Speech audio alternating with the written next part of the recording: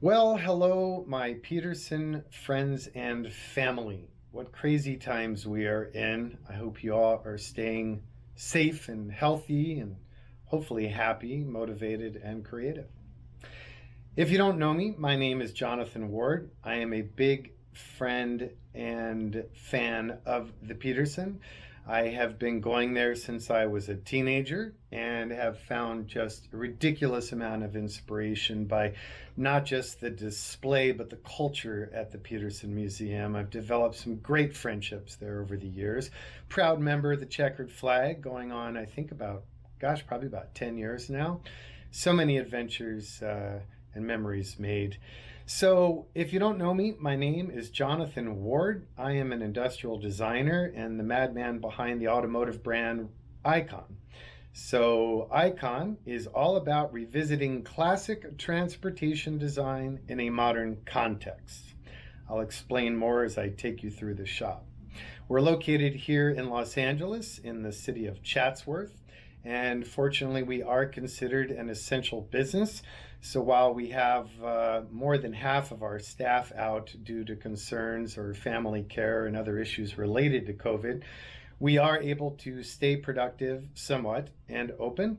And we're here toiling away, and we thought you guys might enjoy a somewhat rare tour of the shop. So enough looking at old gray me. Let's turn this camera around and get this party started. So come along as I take you through and show you what we're up to. Basically, we have a few production models, using the term ever so lightly, that we routinely produce in series. Now those are all CAD engineers and standardized, so we know exactly what we're getting. And then we build them in different styles to allow the client's personality to shine through. But those include basically the first generation Ford Bronco, restored and modified our way, as well as a series based on the original Toyota Land Cruiser FJ, the old Land Cruiser FJ40 and variants like that. And then also we do our version of the 47 to 53 Chevrolet 3100 5-window pickup truck.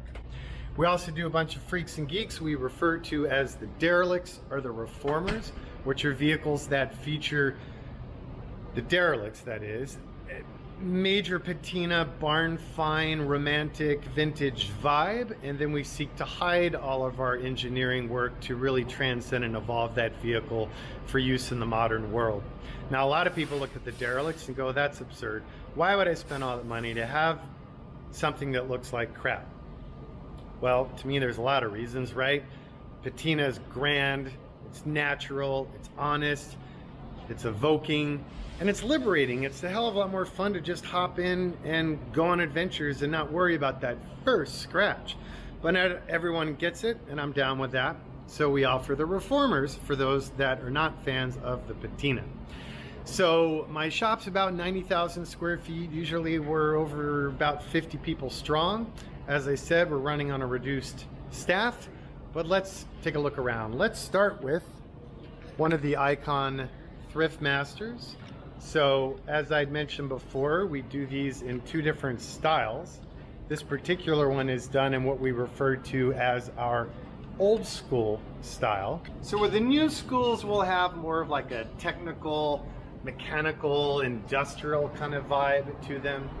Whereas the old school is really more about infusing all that modern technology and functionality, but then hiding it to make it look like we pretty much did nothing. So even though we'll redesign and machine knobs, switches, badges, etc., the goal will be to design those in a much more stock and retro vibe than you would see on my new school editions. These come with an emissions equipped E-Rod LS3, mated to either a 6-speed manual or a automatic transmission.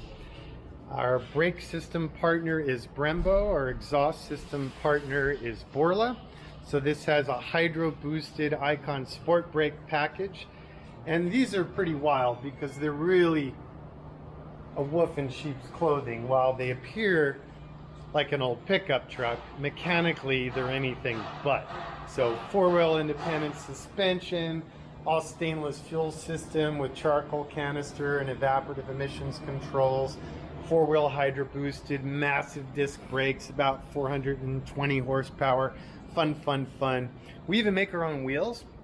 So these are forged aluminum wheels designed in that early American vehicle design style, kind of like an old artillery wheel. And then we have a really cool spun pewter hubcap that gets placed on there. Here are the rest of the bits and pieces waiting to go together. Here's our electrical harness. We designed and engineered ourselves and have it made by a local aerospace supplier. So all the connector bodies and the quality of all the components far exceed what you generally see in the automotive aftermarket. And we're super proud of that. Here you see the doors all Lego together. We're waiting to get final assembly. Loving these colors on this. Here's some of this bespoke badging that occurs. So I'm a big typeface geek. So the font is inspired by the original font, but then we rebranded it to reflect our company. Here's one of the chassis in an earlier stage of assembly. And here's one of the original, this one's a 1948 cab that has had primary metal repair done, and it's powder coated, and it's now going to get gapped and aligned before we take it apart a second time to make it pretty and put it back together. Over here you have my Bronco department. It's a very popular model for us. So we take the first generation Ford Bronco from 1966 until 75. And then we really upcycle the heck out of them to, again, focus on creating something that doesn't involve all the typical classic car martyrdom. This one's a really lovely color. This one's being built in my old school style. Again, wheels that are going to be designed to look like the original steel, but they're lightweight forged aluminum, and they're 18 inches to fit those massive Brembos. Here's another one. This one being done in the new school style in a beautiful color. We lifted this color from the early DB5 Aston Martins, and it's really going to play out nicely in here. This truck's at a neat stage because normally all of the artistry and details that you can currently see in this vehicle are mostly hidden by the time everything's said and done. So it's a nice reveal lift of the skirt of what goes into these vehicles. So this one's in final assembly. We've fit the modern heat fan AC system, locking differential, digital sound processors and audio controls. Engine bay, we run the Mustang GT aluminum fuel injected Coyote V8, and these run Atlas 2 transfer cases, and they run the Dynatrac or Curry based Dana 60 rear axle and a 44 in the front. And there's just all sorts of stuff going on under here. And again, look at these nifty connectors. They're so cool. They're also very important in making the vehicle, in essence, sub-modular. So the idea is, you know, these vehicles are already decades old and there's still great longevity in them. So when we engineer things like our powertrain systems, we make the harnesses a combination of sub-modules so that when the powertrain is outdated, but the truck still has plenty of life in it, you can evolve it to whatever's next.